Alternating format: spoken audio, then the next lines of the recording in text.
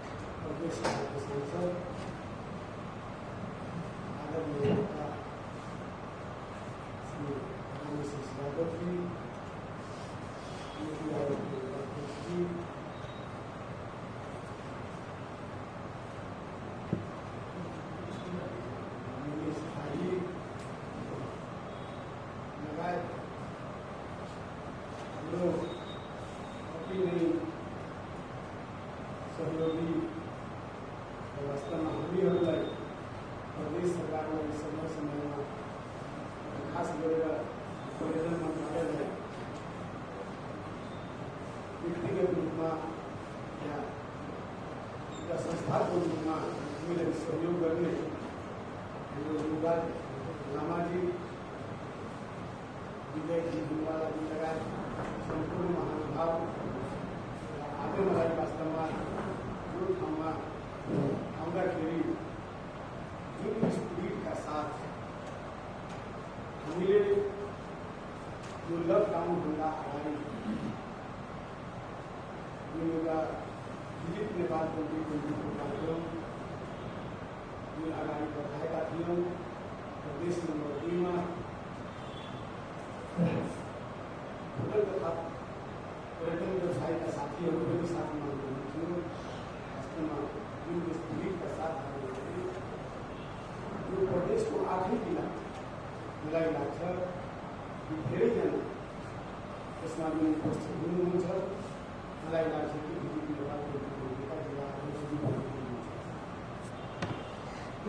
त्यो स्पिरिटका साथ हामीहरूले काम गरेका थियौँ, अगाडि बढेका थियौँ र त्यसमा मलाई लागेको थियो कि यो 7 प्रदेशभन्दा सबै साधन स्रोतको अभावमा यो सबसँग मलाई याद छ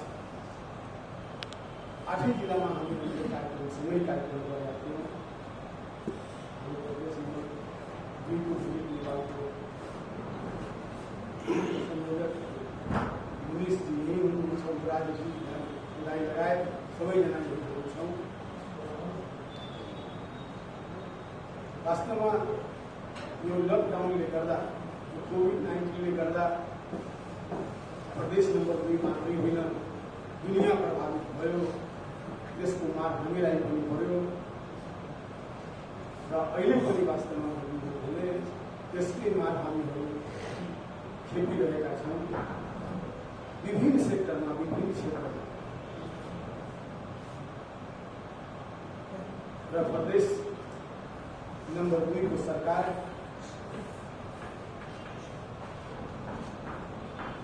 उनकै क्षेत्रमा मात्रै होइन,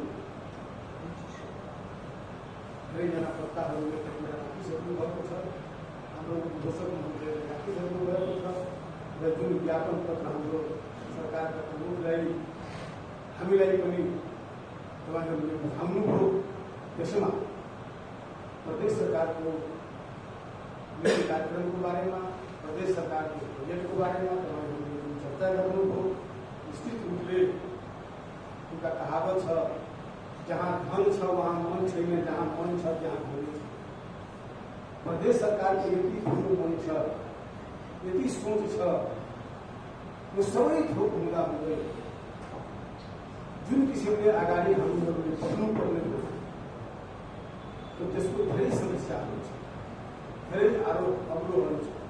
त्यो सबैलाई चिर्दै, त्यो सबैलाई पार गर्दै प्रदेश सरकार अगाडि बढिरहेको छ विभिन्न सेक्टरमा। त्यो व्याख्या गर्न चाहनु र तपाईँहरूले हेरिराख्नु भएको छ विगतमा अहिले तपाईँको जुन अवस्था छ प्रदेशको, देशको, दुनियाँको, त्यो अवस्थामा संसदीय सरकारबाट म धेरै कुरा भन्न चाहन्न। हाम्रो सांसद रामसिंह बाबुले भनिसक्नु भएको छ, विगतको भन्दा झन् थप्नु पर्ने, विगतको भन्दा हाम्रो अर्थमन्त्रीले बताउनुहुन्छ लगभग मलाई लाग्छ कि 5-6 अरब विगतबाट त्यति कमी बजेट हामीहरू र त्यसमा पनि जुन होटल तथा पर्यटन व्यवसायीलाई अगाडि बढाउनको लागि जुन मारमा परेको छ त्यसलाई माथि उठाउनको लागि, त्यसमा सहयोग गर्नको लागि प्रदेश सरकारले जुन आफ्नो सदाशयता जुन देखाउनु भएको छ तपाईँहरूको अगाडि नै छ र त्यो हुन सक्छ। जुन किसिमले हुनुपर्ने हो त्यो नभएको हो, विभिन्न अभावले गर्दा। तर तपाईँहरूको साथमा निश्चित रूपले यो सेक्टरलाई यदि अगाडि बढाएन भने त्यो समृद्ध नेपाल, सुखी नेपालीको जुन नारा छ त्यो पुरा हुन सक्दैन। प्रदेश सरकार तपाईँहरूको साथमा छ, म फेरि भन्न चाहन्न। हाम्रो प्रदेश सरकारका अग्रज अभिभावक यही हुनुहुन्छ, धेरै कुरा उहाँले भन्नुहुन्छ। म थोरै भन्छु तर म आग्रह के गर्न चाहन्छु कि तपाईँहरूको साथमा होटल तथा पर्यटन व्यवसायको साथमा विगतमा पनि थियो, आज पनि छ। चाहे जस्तो परिस्थिति आए पनि जुन प्रदेश सरकारको नीति कार्यक्रम बजेट तपाईँले हेर्नु भएको छ र त्यसमा तपाईँहरू चित नबुझाउनुहोस्। त्यो बजेट हेरेर त्यो नीति कार्यक्रममा मन अनुसारको नभयो होला, तर एउटा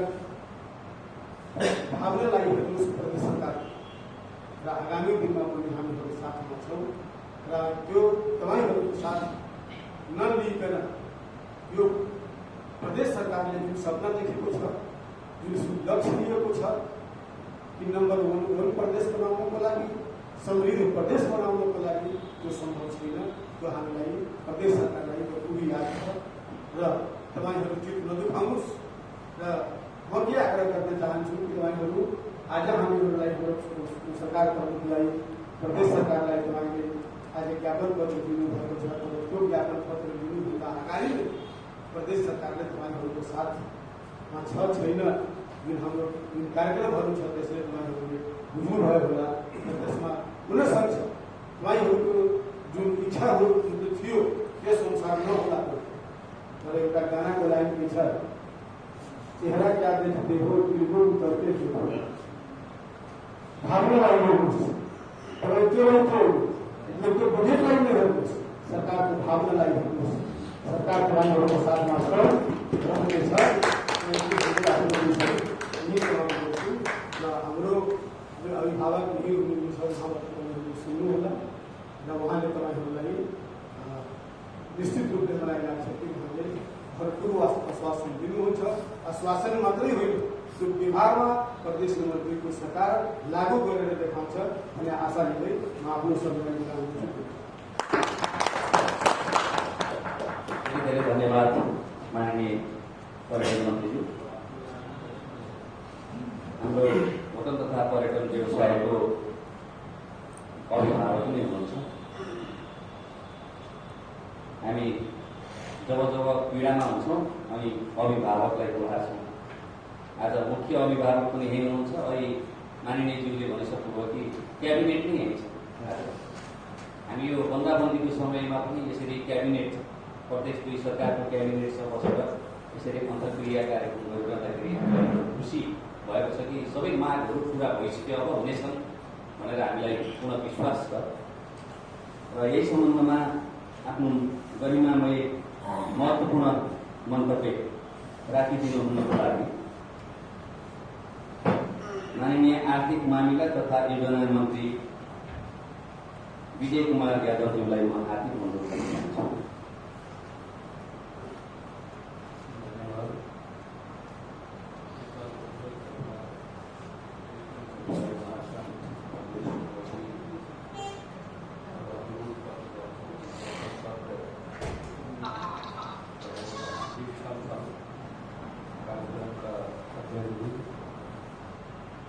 प्रमुख अतिथि आदरणीय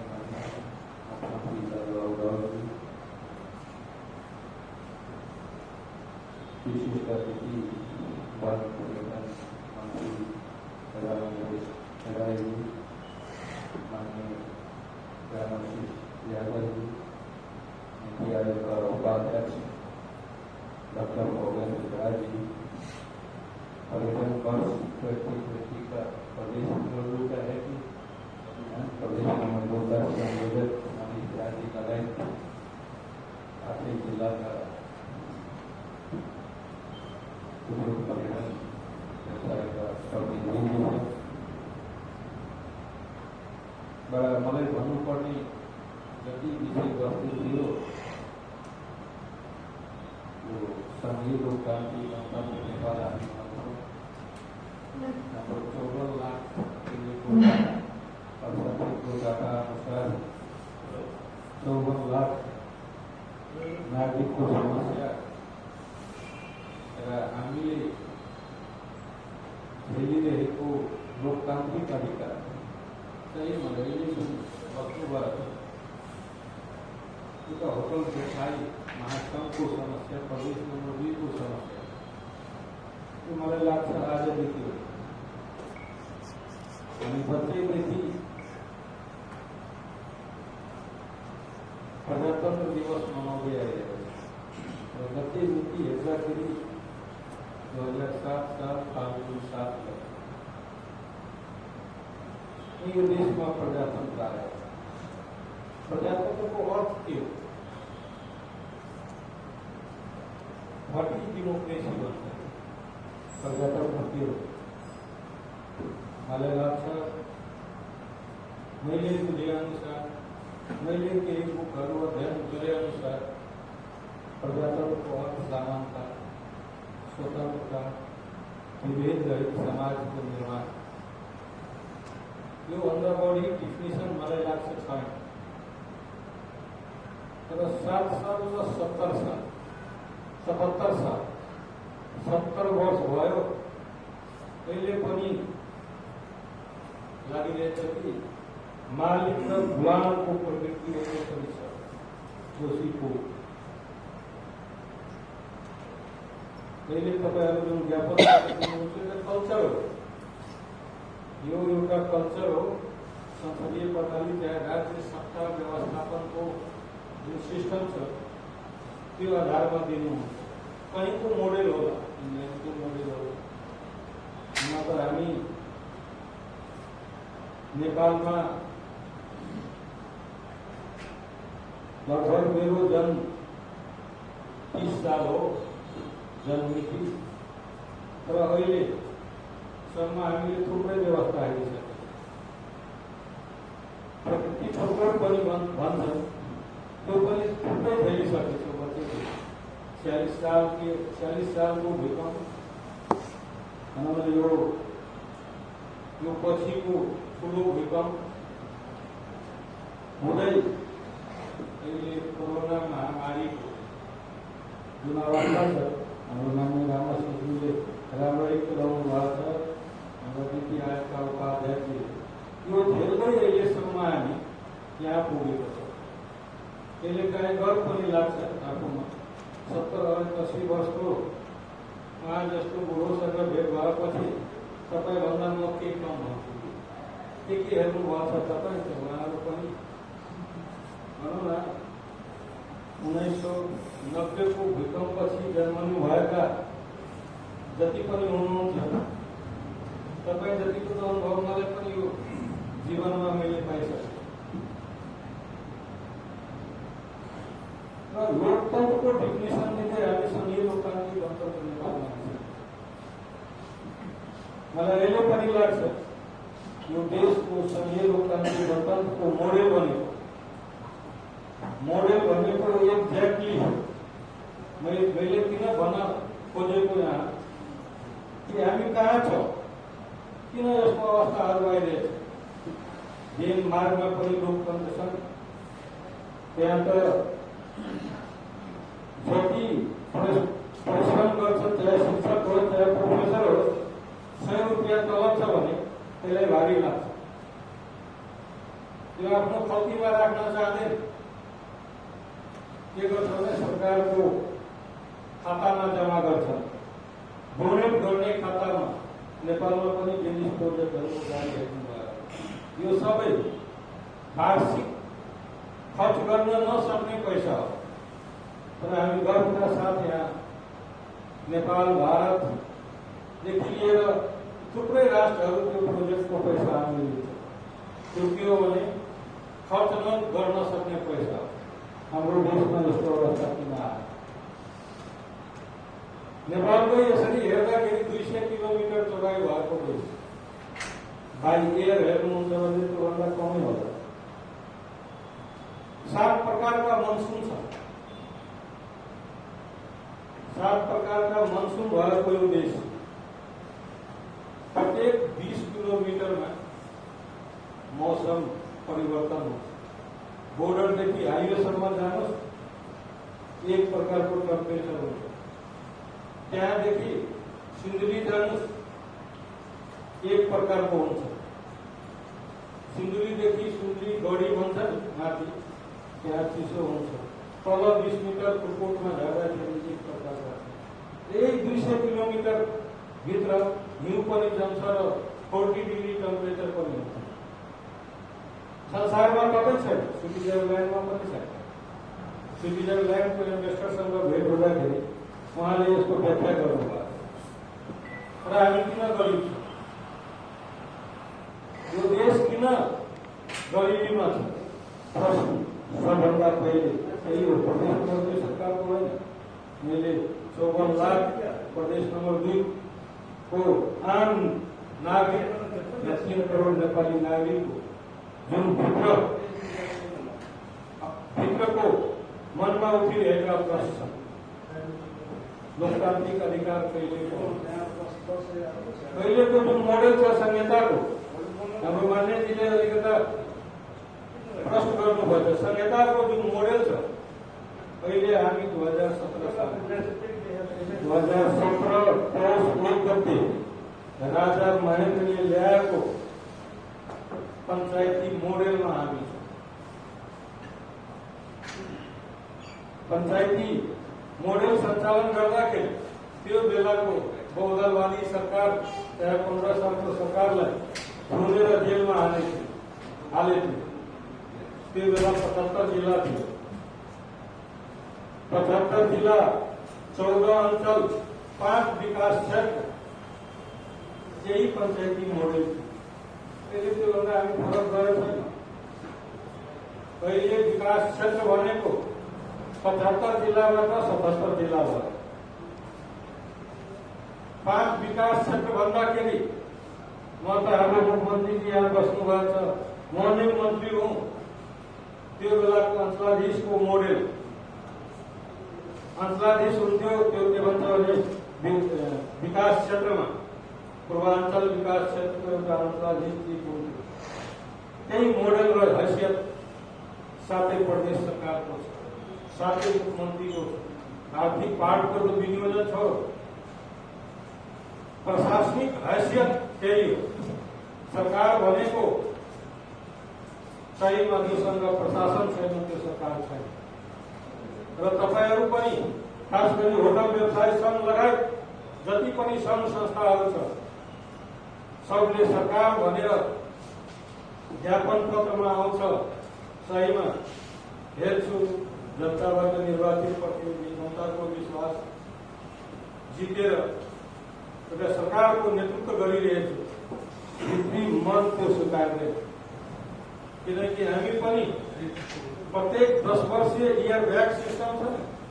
नेपालको 7 सालमा प्रजातन्त्र आयो, 17 सालमा गुम्यो, 36 सालमा पञ्चायत विरुद्ध क्रान्ति भयो, ठुलै क्रान्ति भयो थियो।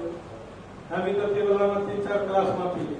क्रान्ति भयो थियो, त्यसको हिस्ट्री पढ्दाखेरि एउटा मात्रै परिवर्तन भएको छ त्यो पञ्चायती मोडेलमा। त्यो भनेको गाउँ फर्के राष्ट्रिय अभियान मैले पढेको थिएँ। 46 सालको क्रान्ति सुरु भयो, त्यो देशमा प्रजातन्त्र आयो। त्यो बेलाको संविधान जारी गर्ने 7 दल प्लस प्रजातन्त्रवादी शक्तिहरू भने थियो कि संसारको सबभन्दा ठुलो संविधान, उत्कृष्ट संविधान यो संविधान हो। तर 2052 साल फाल्गुन 1 गते हाम्रै नेपाली दाजुभाइ छर छिमेकी जनयुद्धको सुरुवात भयो। जनयुद्ध चल्दै गयो। एउटा पिक पोइन्टमा गएपछि यो देशको अहिलेसम्मको शासन व्यवस्था भनेको त्रिपक्षीय शासन व्यवस्था प्रमाणित भयो। राजा राणा र त्यसपछि प्रजातन्त्रवादी शक्तिहरू एउटा टुङ्गोमा जनयुद्ध पुग्यो। सबभन्दा राम्रो संविधान, मेन दस्तावेज भनेको संविधान नै हो। त्यो संविधान जारी भइसकेपछि त्यहाँ देशमा भएका भनौँ न 88% अहिलेको अवस्था हेर्दाखेरि 88% जनताको अधिकारबाट पुष्टि गरेर संविधान जारी विद्रोह सुरु भयो। देशमा संविधान सभाको निर्वाचन भयो। 2004 सालसम्म चल्यो। संविधानको केही पनि लेख्न सकेन, बिजोग भयो। बीचमा त नयाँ मोडेल पनि आयो हाम्रो ब्युरोक्रेसीहरूको सरकार। शिवराज रेग्मीको सरकारमा सबै सचिवको सरकार बन्यो। त्यसपछि अगाडि बढ्दै हामी अहिलेको अवस्थामा पुगेछौँ। म के जानकारी गराउन चाहन्छु, भन्न चाहन्छु, आफ्नो पीडामा भन्न चाहन्छु कि संघीय लोकतान्त्रिक गणतन्त्र चाहे सुखी नेपाली समृद्ध नेपाल बराबर बोर्ड र टाँगेर सडकमा झुन्ड्याइदिएपछि सुखी नेपाली समृद्ध नेपाल हुन सक्दैन। आर्थिक पार्टको कुरा गर्नुभएछ हाम्रो मान्यजीले। वास्तवमा वित्तीय आयोगले व्यवस्थापन गरेको 15%मा 7वटा प्रदेश सरकार, 15%मा 753 स्थानीय सरकार, यानी 30% भयो। 70% अहिले पनि सिंहदरबार केन्द्रित छ। कसरी हामी भावना भए पनि कसरी हामी सम्बोधन गर्न सक्छौँ? भाषणले सुखी नेपाली समृद्ध नेपाल मनाउनु बस्नुभएछ। पर्यटन वर्ष मनाउनलाई उहाँले ठुलै भूमिका खेल्नु भएको थियो। खास गरी प्रदेश नम्बर 2 लाई टार्गेट गरेर त्यो नारामा मात्रै सीमित गरेर सुखी नेपाली समृद्ध नेपाल कदापि हुन सक्दैन। त्यसैले हामीसँग भएको बजेट लगभग 5 देखि 6 अरबको बीचमा 38 अरब समथिङ बजेट हामी गत साल प्रस्तुत गरेको छौँ। यसपालि कुन कारणले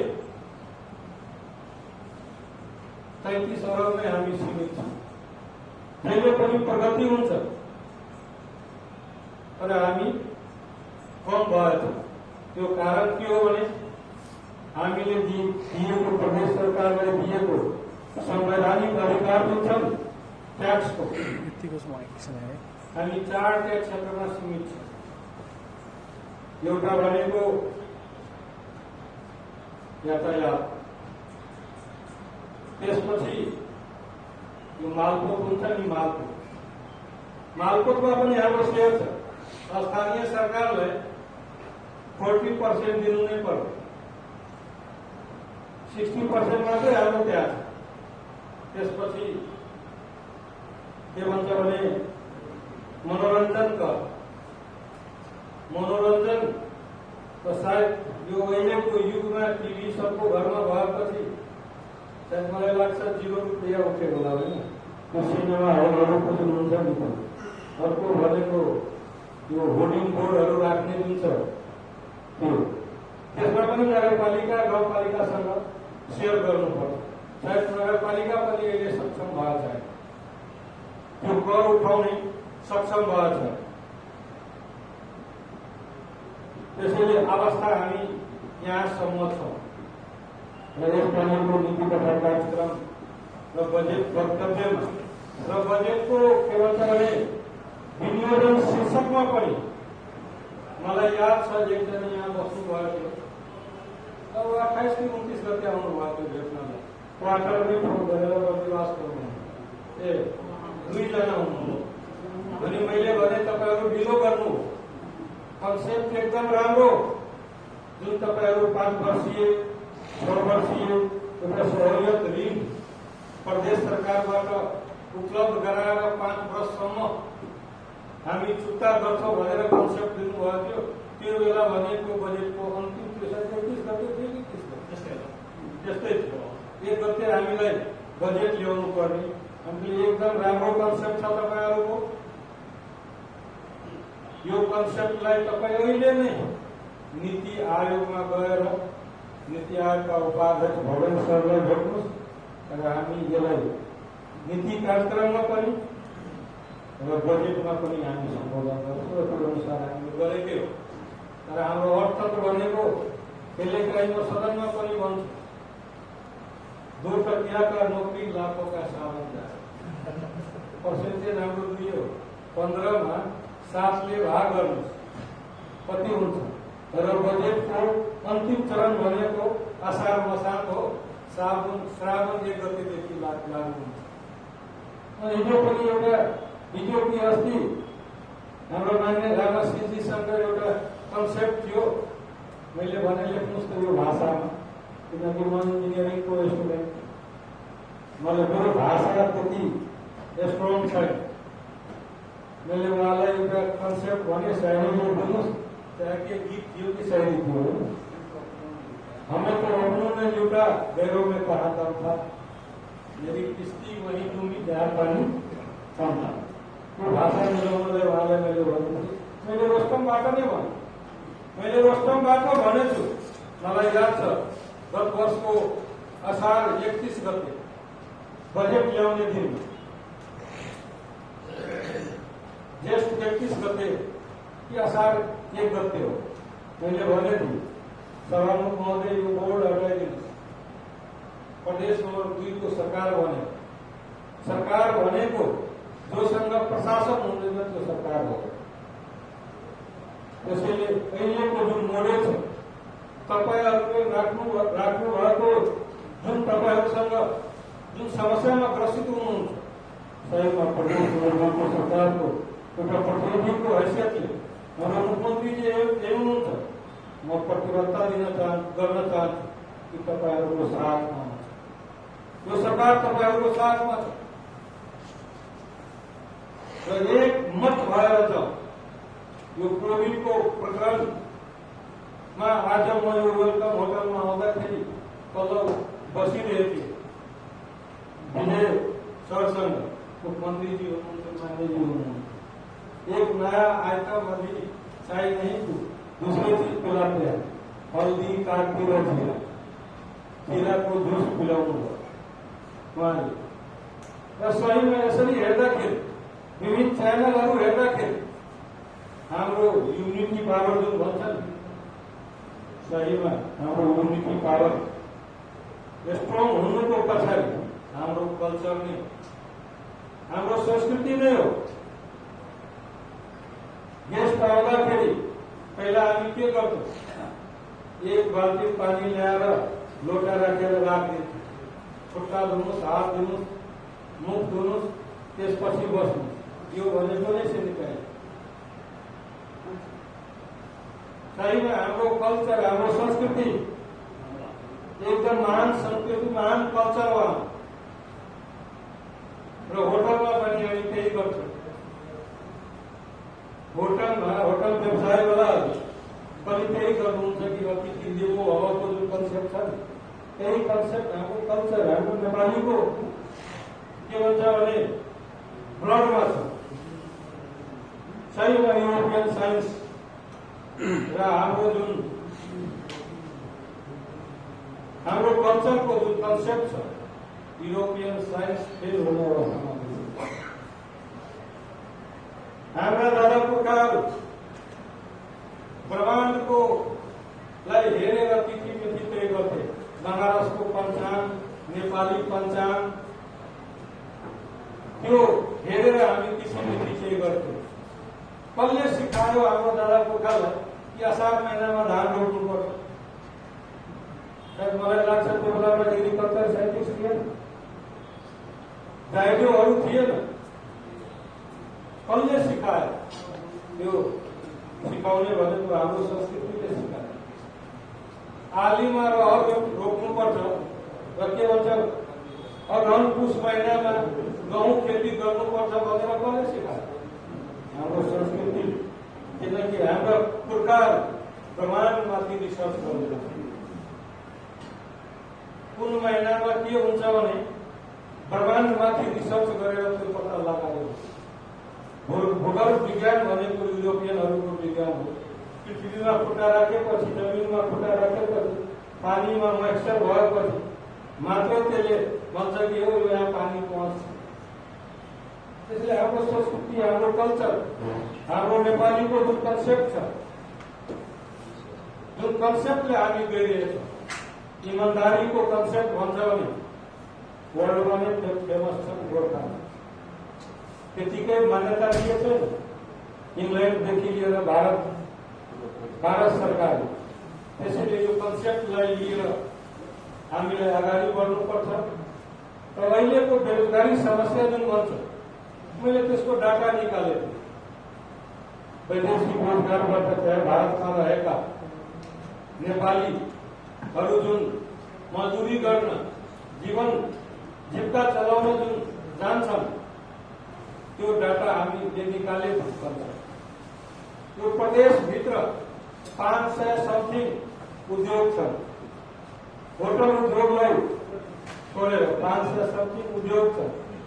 666